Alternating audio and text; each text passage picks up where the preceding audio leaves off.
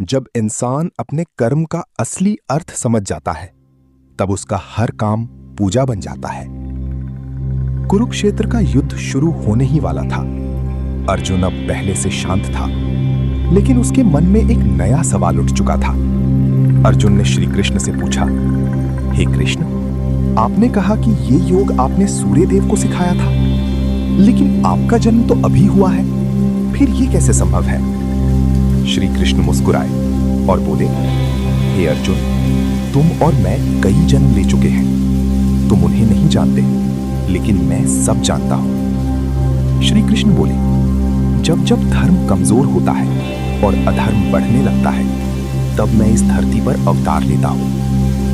सज्जनों की रक्षा के लिए, दुष्टों के विनाश के लिए और धर्म को फिर से स्थापित करने के लिए मैं हर युग में आता हूं। अर्जुन ध्यान से सुन रहा था। श्री कृष्ण बोले, सिर्फ कर्म छोड़ देना ही संन्यास नहीं है। असल ज्ञान ये है कि इंसान बिना फल की इच्छा के अपना कर्तव्य करे। जो व्यक्ति अपने कर्म को भगवान को समर्पित कर देता है, उसके कर्म उसे बांध नहीं पाते। श्री कृष्ण ने कहा, ज्ञान उस अग्नि की तरह है जो इंसान के सारे पाप और भ्रम को जला देता है।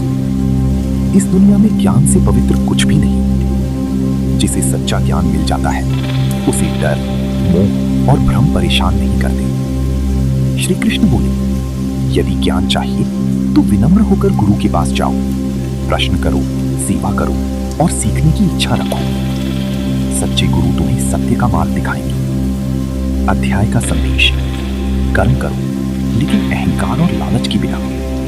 ज्ञान के साथ किया गया कर्म इंसान को मुक्त कर देता है। जब कर्म में स्वार्थ खत्म हो जाए, तब जीवन में शांति शुरू होती है।